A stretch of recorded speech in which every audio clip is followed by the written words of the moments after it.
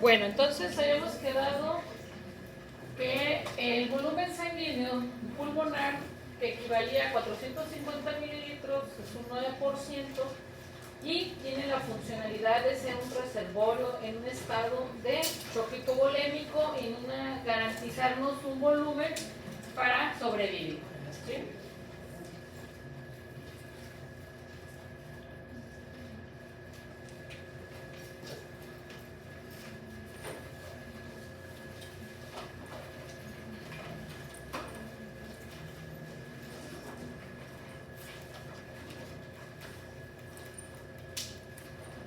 Ok. Entonces en la inspiración vamos a tener cambio de presiones. Tenemos que en la inspiración la presión pulmonar disminuye, y acuérdense que la presión pulmonar nos daba la presión alveolar, la presión pleural. Entonces estas disminuyen durante la inspiración y esto hace que haya una menor presión y a su vez esto nos facilita que haya un retorno. Entonces hay mayor retorno venoso, ¿sí? Cuando inspiramos las presiones disminuyen.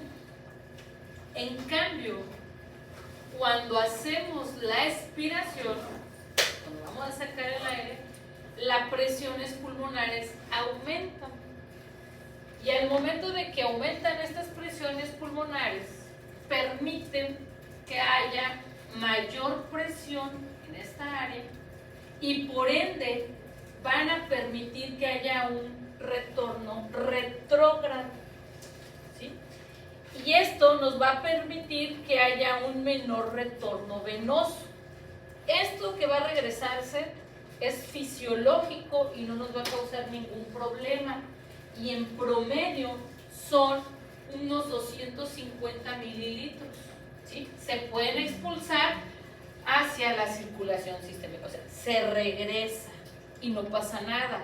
¿Cuándo pasa este evento? ¿Cuándo lo vamos a ver? Y es fisiológico.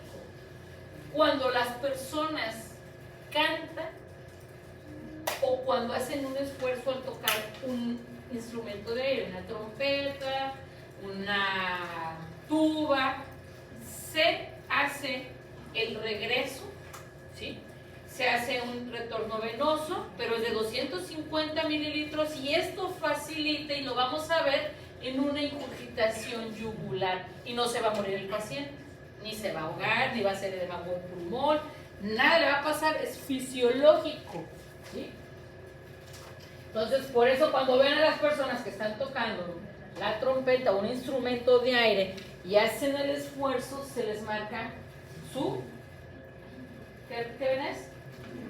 Yugular. Y es por eso, porque hay un incremento en la presión pulmonar que aumenta durante la expiración, se hace una circulación retrógrada, se regresa, pero solo son 250 mililitros y no nos van a afectar, no nos van a condicionar mayor problema, ¿sí? Y nos dan la distensión yugular. Bueno, pero tenemos complicaciones que esas sí van a repercutir y sí nos van a dar patologías. La patología cardíaca y el volumen pulmonar se ven afectados cuando tengo una insuficiencia cardíaca izquierda. Cuando tengo una insuficiencia cardíaca izquierda, hay un problema a nivel del ventrículo, hay una hipertrofia ventricular. Esto va a disminuir el flujo o el volumen de eyección que sale por la aorta. Por ende, va a haber un mayor volumen, un mayor va a haber como un remanente, y este se regresa a la aurícula izquierda y este me lo va a regresar a las venas pulmonares que se me van a ir hacia los pulmones. Y esto sí me va a generar una problemática.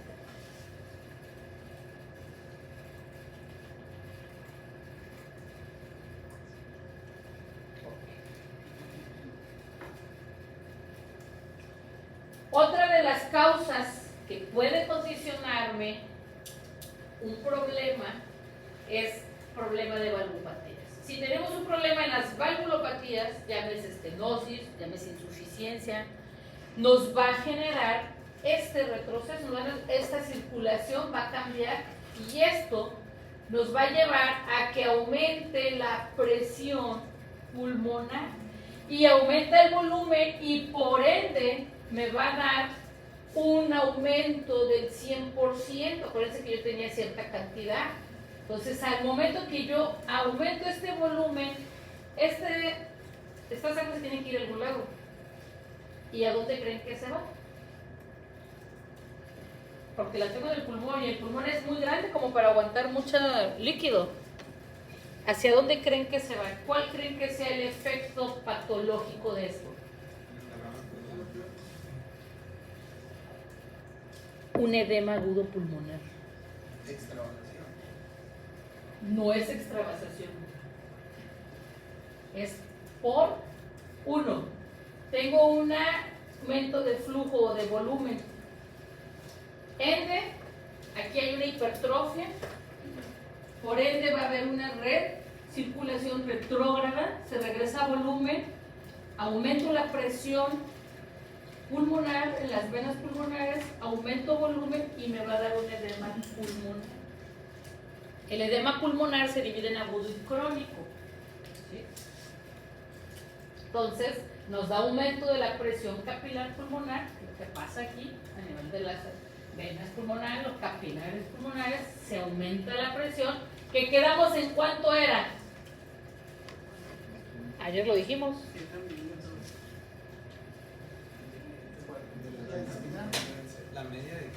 La media de 15.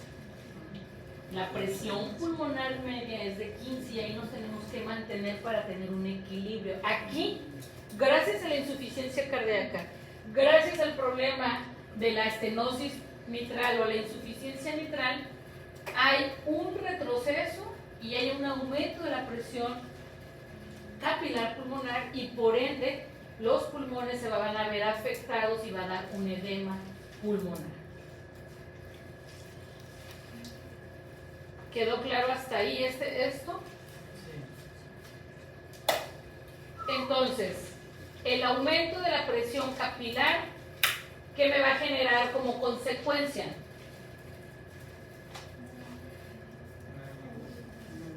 ¿Un qué? Edema agudo pulmonar. Hay crónico, pero con que ahorita les quede claro que es un edema agudo pulmonar.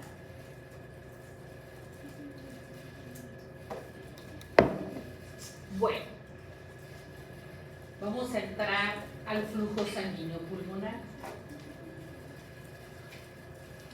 Los vasos sistémicos van a responder a la hipoxia haciendo que, si tengo disminución de oxígeno, se llama ¿qué? Hipoxia. ¿Sí? O tengo menos oxigenación. Si el organismo tiene una sensa que el oxígeno está por debajo de 70 porcentaje, 70 milímetros de mercurio, ¿qué creen que hace? Hace un mayor que diámetro, se vasodilata. ¿Para qué? Para mejorar el flujo y tener más que oxígeno. Eso lo hace el vaso sistémico. Cuando tenemos exceso de oxígeno o tenemos muy buena oxigenación, ¿qué tiende a hacer? Una vasoconstricción. Cierro el vaso porque ocupo ¿qué? Menos flujo, porque ocupo menos ¿qué? Oxígeno. Entonces, cuando tengo disminución de oxígeno, tengo una hipoxia, el vaso sistémico aumenta su flujo teniendo una vasodilatación porque requiero más que. ¿No se les olvida? ¿Queda claro? Perfecto. Porque ¿qué creen? En los vasos pulmonares ocurre lo contrario. Cuando tengo una hipoxia, mi vaso pulmonar va a hacer una vasoconstricción, va a disminuir su flujo. Entonces, mis vasos pulmonares, cuando detectan que tengo una hipoxia, disminuyo el flujo y hago una vasoconstricción, porque no hay oxígeno. ¿Y qué hacen los vasos pulmonares cuando tengo buena oxigenación o un incremento de la oxigenación? Hago una ¿qué? Vasodilatación, porque ¿para qué? ¿Qué necesito? Mayor flujo. Hay que captar todo el oxígeno que necesito. Todo el oxígeno que está aquí hay que darle utilidad, que no se desperdicie nada. Entonces, ¿qué hago? Incremento mi diámetro, porque ¿qué va a aumentar? ¿Pasará el mismo flujo? ¿Aquí tendrá el mismo flujo que este? Lógico que no, porque ¿quién tiene más diámetro? El de abajo, el que tiene una ¿qué? Vasodilatación. Entonces, al momento de que hago una vasodilatación, incremento el flujo y por ende incremento ¿qué? El oxígeno. Porque es bien importante que les quede bien claro cómo funcionan los pulmones en su circulación, cómo están los vasos pulmonares, cómo responden a la hipoxia y a las concentraciones de oxígeno normales o incrementadas. Porque vamos a llegar a la parte donde hablamos de las áreas pulmonares o las áreas de hueso. Entonces nos queda muy claro que si yo tengo hipoxia, se genera vasoconstricción pulmonar en mis vasos pulmonares. ¿Sí? Entonces aquí véanlo, aquí tenemos un flujo, ¿sí? Aquí tenemos el oxígeno, buen intercambio, porque ¿qué quiere decir? Que hay que, ¿qué hay aquí? Mucho oxígeno. Mucho oxígeno. ¿Y qué hay acá? Poco oxígeno. Poco oxígeno. ¿Y qué importancia tiene esto? Los vasos pulmonares vamos a manejar. Este alveolo tiene una presión de oxígeno menor de 73 milímetros de mercurio. Este tiene mayor presión de oxígeno. ¿Y por qué hay vasoconstricción? Quedamos que hacía vasoconstricción cuando había menos que oxígeno. ¿Pero por qué? ¿Alguien me puede decir por qué? ¿Qué lo genera? ¿Qué, por arte de magia? Pues en el libro lo explica que es como que debido a que el alveolo casi no tiene oxígeno, el vaso se contrae para que los alveolos que tienen más oxígeno den todo ese oxígeno a los vasos que estén pues normales o dilatados en este caso. Así estoy de acuerdo con lo que expliqué. Ajá. ¿Pero qué? ¿Será por arte de magia esa vasoconstricción? Es porque el vaso se vuelve más sensible a sustancias que son vasoactivas, por ejemplo a prostaglandinas y también a óxido nítrico. Sí, pero van a generar algo que ahorita, o sea, si tienes la idea, pues yo te voy a decir el por qué, que va a vencer a quién, ¿sí? Porque vamos a manejar dos presiones, la presión capilar y la presión alveolar. Por eso es lo que decía, ¿quién lo hace? Pues, o sea, por arte de magia, no, ¿sí? Entonces, si tenemos la hipoxia o tenemos la disminución del oxígeno, va a haber una vasoconstricción. ¿Qué sirve esto? ¿Cuál es su funcionalidad? En el mundo pulmonar se considera este alveolo disfuncional. Entonces no voy a perder mi sangre aquí, la voy a desplazar a una zona de mejor oxigenación, porque aquí hay mejor oxígeno, aquí hay una vasodilatación y aquí se va a captar lo poco que traigamos, se va a captar mejor aquí que acá. Aquí sería pérdida de tiempo. Pues yo necesito captar todo el oxígeno que existe en mi circulación. Esa área no funciona, me desplazo a un área de mejor oxigenación. Son mecanismos de defensa para garantizarnos la oxigenación a nosotros. Entonces, la distribución de sangre a zonas con mayor presión alveolar de oxígeno es el mecanismo por el cual funcionan nuestros vasos pulmonares. De poca oxigenación, obviamente hay poca oxigenación, va a haber vasoconstricción, no voy a perder el tiempo aquí con la poca sangre y el poco oxígeno, mejor me voy y me desplazo hacia una zona de mejor oxígeno. Pero ¿cómo va a pasar esto? Lo que les decía. Vamos a penetrar al área de las presiones. Nuestro organismo, acuérdense que de pie, bipedestación, está nuestro corazón y tenemos una diferencia de presión de hasta 90 milímetros de mercurio del pie al corazón, que de la cabeza al corazón. ¿Quién necesita más presión? ¿De la cabeza hacia el corazón o de los pies hacia el corazón? Tiene que vencer más resistencias. Entonces necesitamos más presión. Por eso existe una diferencia de presiones entre el corazón y los pies. Y esto nos ayuda por medio de que también la sangre tenga la producción de una presión hidrostática. A su vez, la propia sangre por gravitacional nos dan estas diferencias de presión. Entonces sabemos que tenemos la presión hidrostática, la presión propia que nos da la sangre gravitacional, que nos ayuda a mantener estas diferencias de presiones y es fisiológico, es lo normal. Pero en el pulmón pasa lo mismo. Yo tengo mi corazón central, pero tengo un ápice y tengo una base. ¿Quién necesita más presión para llegar la sangre al corazón?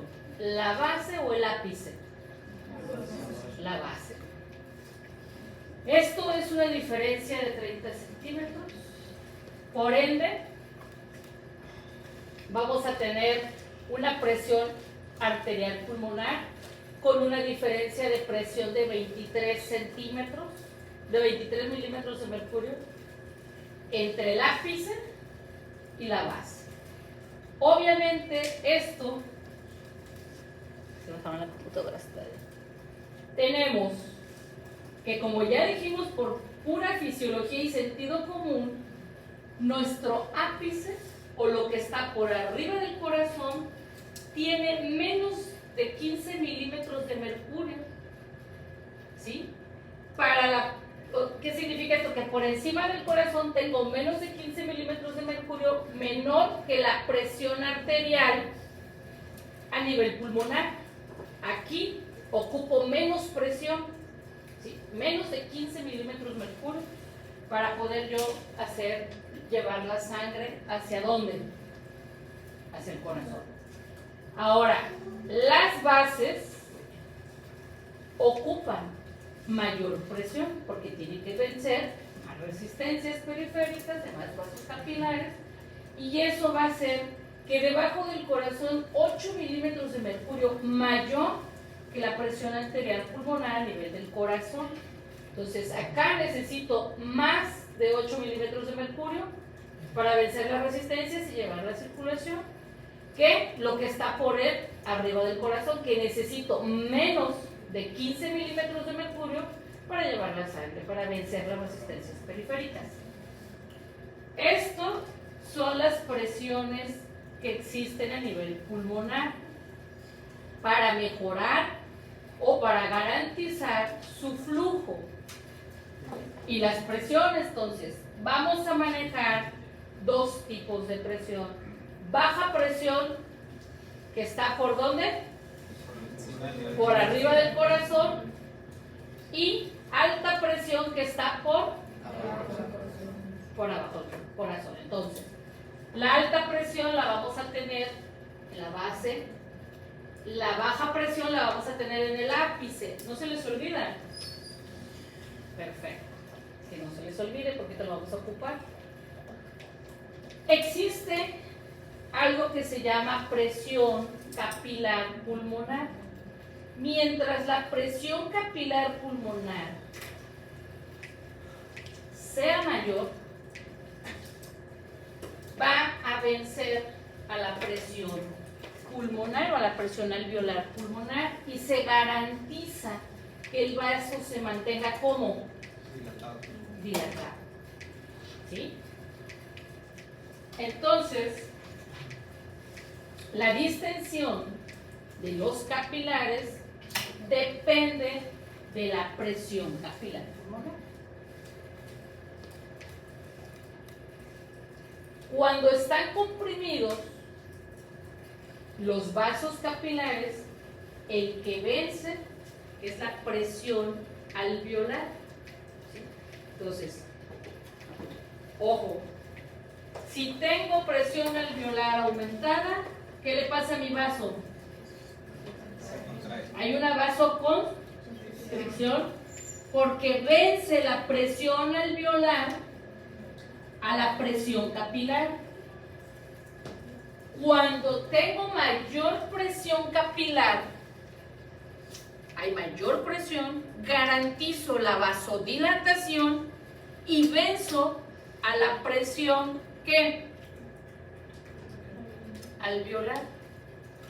Y si yo tengo esta presión capilar con un vaso dilatado, garantizando esto, ¿qué hay aquí? ¿Qué pasa aquí? ¿Qué estoy garantizando aquí? El intercambio gaseoso. Aquí hay intercambio de la sangre oxigenada, desoxigenada por el oxígeno y se lleva a cabo la hematosis. Y aquí al contrario, mi vaso está con una vasoconstricción, la presión alveolar está venciendo y no va a permitir ese intercambio, no va a permitir esa hematosis. Entonces, cuando la presión alveolar gane o venza la capilar, va a ejercer una vasoconstricción y por ende no va a haber intercambio, no va a haber flujo. Aquí hay flujo, bastante flujo, aquí no. ¿Quedó claro eso? Entonces, siempre que la presión del aire alveolar pulmonar sea mayor que la presión de la sangre, los capilares se cierran y no hay flujo. ¿Quedó claro? Aquí no hay flujo, aquí no hay intercambio. Ahora, les presento las zonas de West. Estas zonas han existido durante toda la historia de la neumología. ¿Cuándo fueron el auge nuevamente? Se volvieron a volver importantes en la vida médica. En COVID. ¿Por qué? Les voy a explicar lo que dice y luego les voy a decir por qué fueron tan importantes en COVID. Que las volvieron a rescatar de olvidados, de estar allá en los libros olvidados, las áreas de West, tomaron la mayor importancia y que son las que siguen salvando vidas actualmente, cuando nuestros pacientes tienen síndrome de estrés respiratorio agudo severo. Bueno, tenemos en el pulmón una zona que le llamamos zona 1, zona 2 y zona 3. Sus características van a ser en cuanto al flujo sanguíneo. La zona 1 tiene la característica que la presión alveolar vence a la presión capilar pulmonar tanto en el sístole como en diástole. En el ciclo cardíaco hay sístole y hay diástole. En la zona 1, aunque haya sístole y haga diástole, no hay cambio. Siempre va a vencer la presión alveolar a la presión capilar pulmonar y por ende no va a haber flujo. Y si no hay flujo, ¿qué no hay? Intercambio gaseoso. ¿Okay? Zona 2, durante la sístole, la presión capilar pulmonar va a vencer a la presión alveolar durante la sístole, porque por ahí sístole incremento la presión capilar y esto garantiza que haya una vasodilatación, esto garantiza que haya un flujo porque venzo a la presión alveolar en sístole. Esa es la zona 2, que va a haber solo flujo en sístole. ¿Y por qué en sístole? Porque voy a tener que la presión capilar pulmonar vence a la presión alveolar y esto me va a permitir un flujo intermitente. Solo en sístole, en diástole no hay flujo, en sístole sí, en diástole no. Entonces es intermitente. hay flujo, se suspende. Hay flujo, no hay flujo. Por eso se llama zona 2 con flujo sanguíneo intermitente. Zona 3. La zona 3, tanto en sístole como en diástole, va a garantizar flujo, porque las presiones pulmonares capilares siempre van a vencer a la presión alveolar. Entonces garantiza un flujo continuo, tanto en sístole como en diástole. ¿Queda claro esta fisiología de estas zonas de West? Si queda claro, si yo les pregunto, ¿cuál es la característica de la zona 3 en cuestión de presiones? A ver, uno alce la mano. Los rezos no me gustan. Alce uno la mano, díganlo. A ver. Se va a mantener ¿Por qué? ¿Cómo están las presiones? porque la presión va a estar sostenida. ¿Pero cómo? Pero explícalo. Palabras científicas. ¿Cómo está? A ver. Tienes la idea, pero explícamelo más específico, no me lo des tan general. Pues la presión siempre va a estar alta. ¿Qué presión? La presión capilar. ¿Qué? ¿Capilar qué? Jóvenes, necesito que sean bien específicos.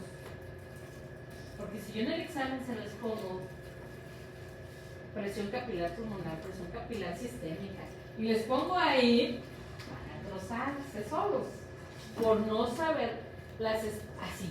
Vas a decirlo así, la idea la tienes, pero ¿cómo me tendrías que decirlo para sonar lo mejor correcto, o lo más correcto?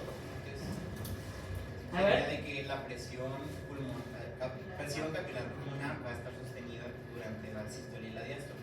¿Venciendo a quién? A la presión alveolar. Presión capilar alveolar. Presión alveolar. Entonces eso garantiza un ¿qué?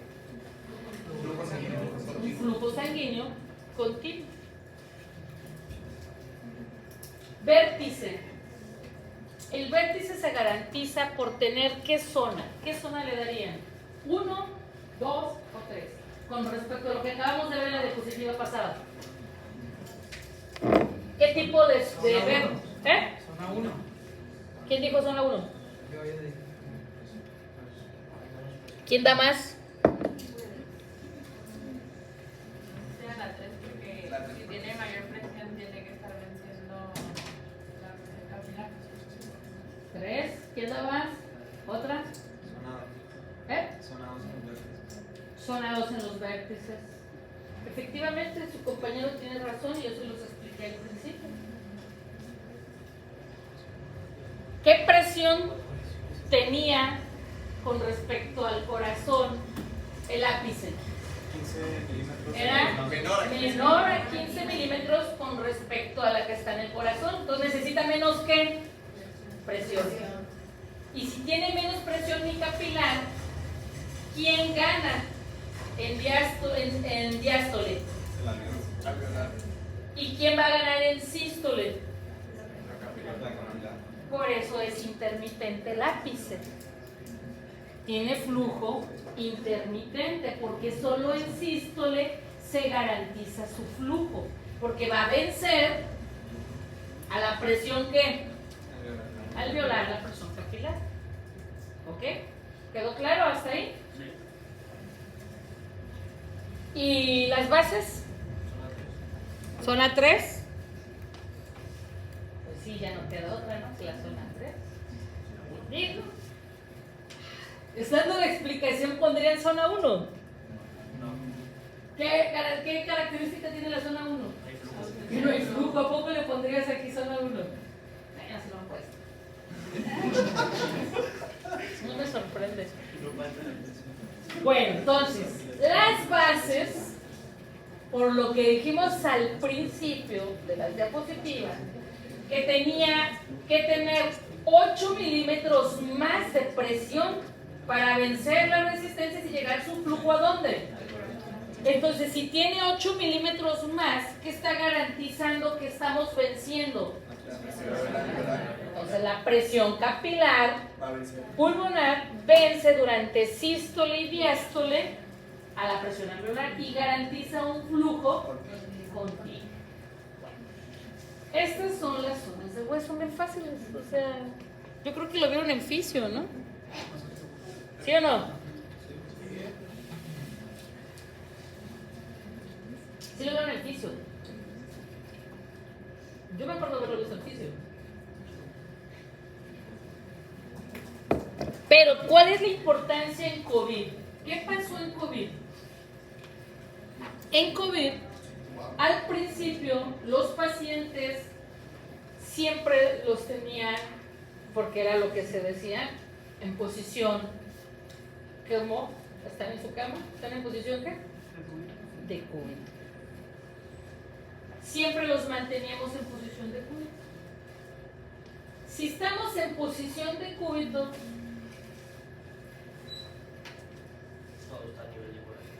deja de eso. Tienes la presión que ejerce la caja torácica, tus músculos, la presión del mediastino. ¿Y cómo está esa circulación entonces? Zona 3 entonces. Y aparte, que tienes a los alvéolos con un proceso inflamatorio continuo. Entonces, había un flujo que no, si estamos en un flujo, les estoy diciendo que generan presiones. ¿Y quién estaría ganando ahí? Presión alveolar. Está incrementadísima por donde le busquen, ni en sístole ni en diástole. Y aparte toda la presión que ejerce, entonces alguien, por ejemplo en Europa, personas de West, acuérdense, hay que llevar al paciente y se empezó a pronar al paciente. Al momento que pronas al paciente, ¿qué haces? ¿Hacia dónde se va toda la presión? Tu tórax va a descansar sobre la cama. El mediastino cambia. ¿Y qué le pasa al pulmón? Le quitas peso. ¿Y a quién vamos a recuperar principalmente? A las zonas que vienen siendo las zonas 3 de las bases. Y se hacía un reclutamiento alveolar. Y es lo que pasa cuando ponemos el paciente de cúbito. Hacemos reclutamiento alveolar de una forma no invasiva.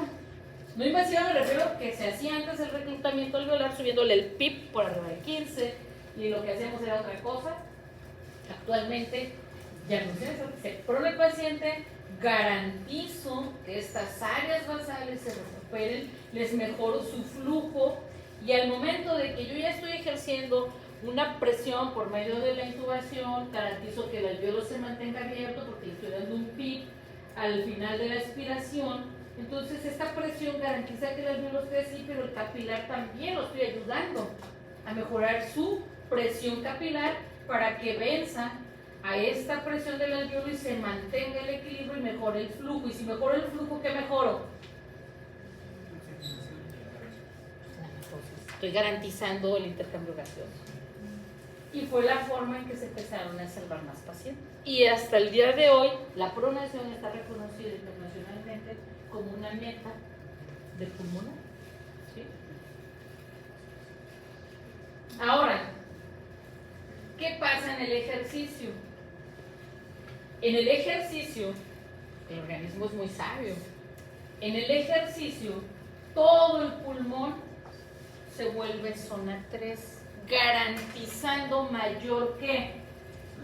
Flujo. Y si garantizo mayor flujo y es continuo, ¿qué estoy garantizando? Oxigenación y que el CO2 salga, porque estoy produciendo más CO2 y requiero más oxígeno. Entonces, durante el ejercicio, todo nuestro pulmón se vuelve zona 3 por incremento de las presiones capilares y se aumenta la presión. Pero hay hasta un nivel que se considera normal. ¿Sí? O sea, todo tiene hasta un tope. Ahora, en las patologías, llámese neumonía adquirida en la comunidad, atípica, por anaerobios, por lo que gusten y manden, que haya un proceso patológico en nuestros pulmones, se vuelven zona 1. ¿Y qué pasaba en la zona 1? No hay flujo. Y si no hay flujo, no hay qué. ¿Y qué se empezaría a concentrar? ¿Y qué empezaría a bajar? Entonces nuestro paciente puede cursar con una acidosis respiratoria mixta, hipercápnica e hipoxemia. Y nuestro paciente va derechito a la muerte.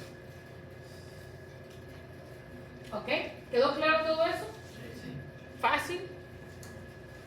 Seguro lo entendieron bien, porque las zonas de West es algo que sí o sí preguntan en el examen. Es lógico que se las tengo que preguntar. Bueno, ya, ¿qué va a pasar en el ejercicio? Ya les dije algo del ejercicio, ya les adelanté. El flujo pulmonar puede aumentar entre 4 a 7 veces, pero sin grandes aumentos en la presión arterial pulmonar. Lo que les decía, garantiza que no caigamos en una patología. Este flujo se acomoda en los pulmones de 3 formas. 1. Aumenta el número de capilares abiertos 3 veces. Hace una distensión de los capilares y aumenta la velocidad del flujo. Y 3. Aumenta la presión arterial pulmonar, pero en muy poca medida. Las más importantes son el aumento en el número de capilares y en la distensión capilar, que aumenta el flujo, y esto a su vez va a hacer que disminuya la resistencia vascular periférica. Por eso la presión arterial pulmonar aumenta muy poco. Aquí está el candado de seguridad del ser humano cuando hacemos ejercicio, y por ende no caemos en hipoxia severa, en hipocardia severa, no hacemos un edema agudo pulmonar cuando hacemos ejercicio. Esta es nuestra protección. Es lo que nos mantiene en un equilibrio. Esto es lo normal. Aquí está un ejemplo. Aquí está el valor normal, ¿sí? Si vamos a hacer ejercicio, ¿qué va a aumentar? Entonces, esto evita el aumento brusco de la presión capilar pulmonar y evita la aparición de un edema. Sí aumenta el gasto cardíaco, sí, pero nuestra presión pulmonar va a incrementar muy poco, no tanto. Quedamos que lo normal era ¿cuánto? 15. Va a incrementar, pero no va a generar un edema pulmonar, no me va a generar otras complicaciones, por lo que dijimos que va a ser lo que lo va a mantener. Bueno, la dinámica capilar que mantenemos para tenernos ahorita como todos ustedes, sin edema agudo pulmonar, sin tener ninguna alteración, derrame pleural, es el equilibrio entre el sistema venoso, los alveolos, los capilares y el sistema linfático. El sistema linfático forma una parte importante y crucial en nuestro organismo para mantener las presiones, para mantener nuestra presión pleural, ¿sí? Entonces aquí nos mantiene con la presión hidrostática, nos mantienen con la presión osmótica, ¿sí? Y hay un equilibrio que mantiene el linfático, porque todo lo que sale al intersticio se va a drenar por el linfático. Entonces, cuando tenemos problemas en los linfáticos tipo obstructivo, como el cáncer, que tenga metástasis, que tenga ganglios, sí van a generarnos un problema y empezaríamos a tener un derrame pleural. He aquí la etiología básica o el principio básico del derrame pleural oncológico. ¿Por qué? Cuando tenemos un derrame pleural de origen neoplásico, aquí está, porque hay obstrucción, porque hay alteración en mis linfáticos y ya no drenan, y entonces empiezan a hacer recurrentemente un derrame pleural. Y termina siendo que cuando ya alguien lo biopsia al pobre paciente, después de que tiene 6 meses yendo cada mes por derrame pleural, pues resulta ser que es oncológico, es un tipo neoplásico. Aquí está el principio del por qué sí hay que sospecharlo. Es la primera vez que viene, me mantengo. Le hacemos un citoquímico, un citológico al líquido pleural. Oye, pero volvió a venir hace más de mes y medio, aquí lo vi ese señor, otra vez, derrame pleural. Otra tercera, no, ya, este paciente hay que canalizarlo, hay que mandarlo con el neumólogo, hay que biopsiarlo, una tomografía, hay que hacer algo, hay que buscarlo, porque esto ya no es normal. O es cardiogénico o es neoplásico. Y esto pues son las bases, los principios que ustedes ya vieron. El equilibrio estable, esto es a nivel capilar, ¿sí? En tejidos periféricos. Acuérdense que tenemos presiones de salida y presiones de entrada que nos garantizan un equilibrio. que es una fuerza neta que mantiene la entrada y la salida. La fuerza total de salida en un tejido periférico es de 28.3 milímetros de mercurio, ¿sí? Y la fuerza neta de salida es de 0.3 milímetros de mercurio, que es la diferencia entre la presión coloidosmótica del plasma menos la fuerza total de salida. ¿Y quiénes me dan la fuerza total de salida? Presión hidrostática capilar, presión negativa intersticial y la presión coloidosmótica intersticial. Y esto nos mantiene en un equilibrio de entrada y salida a nivel del tejido periférico. Pero en el pulmón cambian las presiones. Entonces se hace un margen más amplio. Tenemos una presión hidrostática capilar de 7, la negativa de 8, tenemos una presión coloidosmótica de 14 y la suma de estas presiones me da 29, que es la fuerza total de salida. Y la presión coloidosmótica se mantiene, es de 28. Pero por ende, la fuerza neta de salida me da 1. Y este milímetro de mercurio, me mantiene el equilibrio, que no haya edema, que no haya derrame pleural, que haya un equilibrio entre mis presiones. Y esto me va a garantizar que se haya una filtración capilar media, garantizándome que no tenga yo patologías. Aquí está, dicho de otra forma, aquí está su fuerza de salida y esta presión media de filtración es lo que me da el equilibrio entre la entrada y la salida a nivel de los capilares pulmonares. Entonces el flujo continuo desde los capilares hacia el intersticio pulmonar está garantizado por esta presión media de que no nos encharquemos, de que no tengamos problemáticas, como cuál derrame agudo o un edema agudo pulmonar, ¿sí?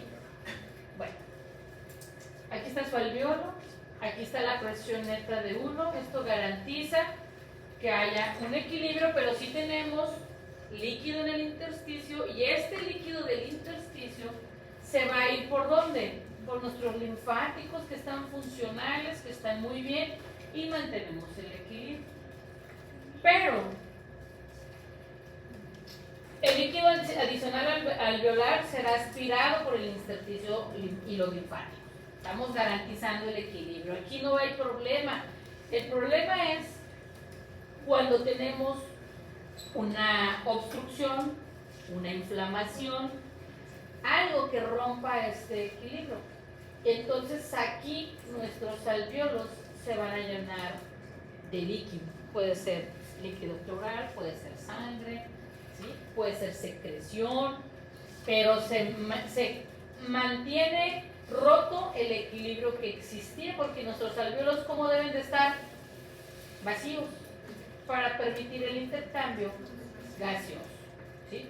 Entonces esto me va a generar un aumento de líquidos en el intersticio y en el alvéolo, por ende me va a generar un edema agudo pulmonar. Y lo que les había explicado en diapositivas pasadas. Esta insuficiencia cardíaca que se caracteriza por tener en dónde el problema, una hipertrofia ventricular.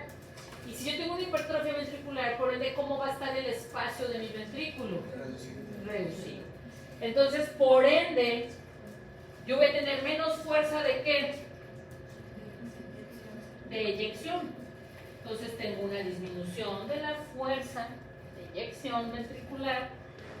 Obviamente ese líquido que está ahí aumentado, incrementado, tiene que ir por un lado. Vamos a hacer retrógrados, ¿sí? Y por ende habíamos dicho que se iba a ir a aumentar las presiones ¿qué? Capilar pulmonar, y por ende este flujo se va a ir hacia ¿dónde? Hacia pulmón derecho, pulmón izquierdo, ¿sí? Y me va a generar un edema agudo pulmonar cardiogénico. Ese es el edema agudo pulmonar cardiogénico, es el origen básico del edema agudo tipo cardiogénico. Tenemos otro, el edema agudo pulmonar propio de origen pulmonar. Este nos lo van a causar ¿quién? un proceso patológico, llámese una neumonía de cualquier índole, una intoxicación con gases, llámese cloro, dióxido de azufre, que me van a ocasionar una inflamación, y este proceso de inflamación van a perder el equilibrio que tenemos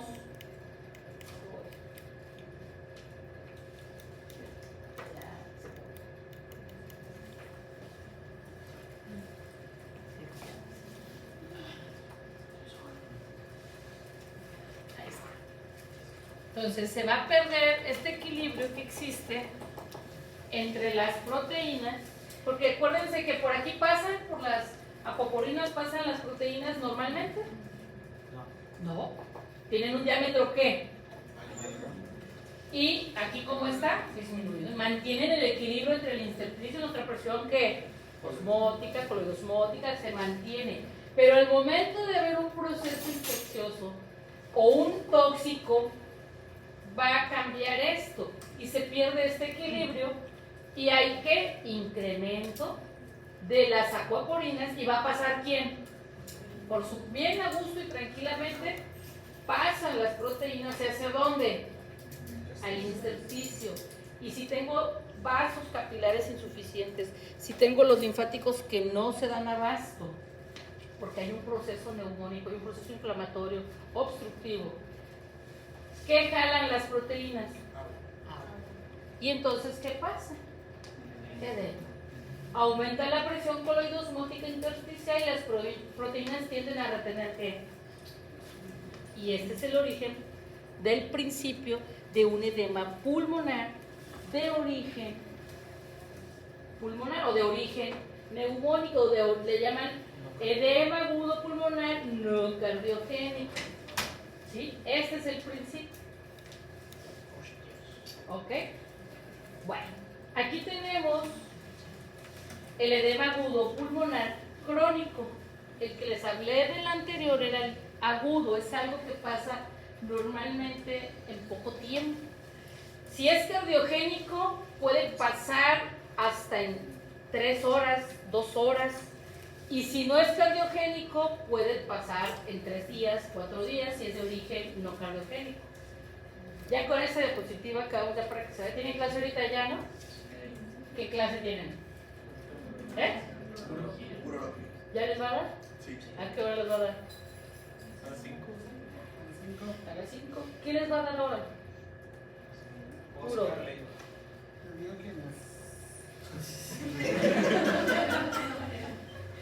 Oscar Gutiérrez. ¿Cómo? Lo conozco. Oscar Gutiérrez. Es no flaquito. Está muy delgado y es tan muy joven. Es verdad. Es verdad. A la vuelta ya 26 de pantalón.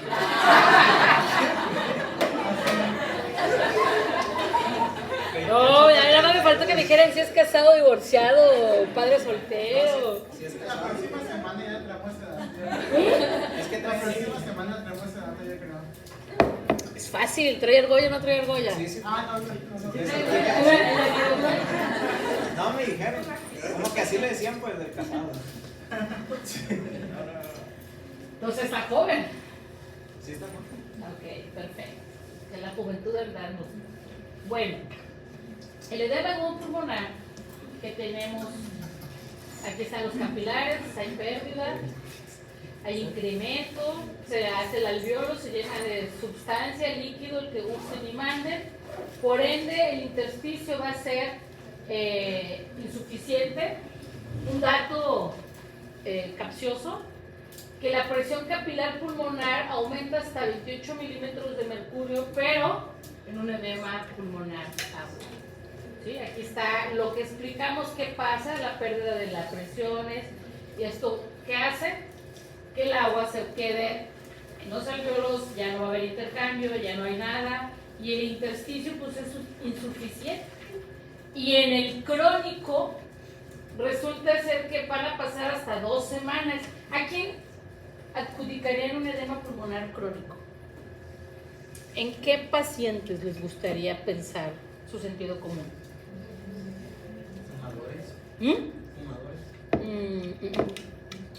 Con cardio. Hipertensión. No, lo hacen súbito. Es el día que estén en urgencias y llegue un edema pulmonar, desde donde yo esté parada, yo les voy a decir, ese paciente trae edema pulmonar. Es característico. Y llega el paciente y te dice, estaba acostado y me puse mal. No. ¿Otro? No. Hipertensión pulmonar iba a decir, pero no estoy seguro.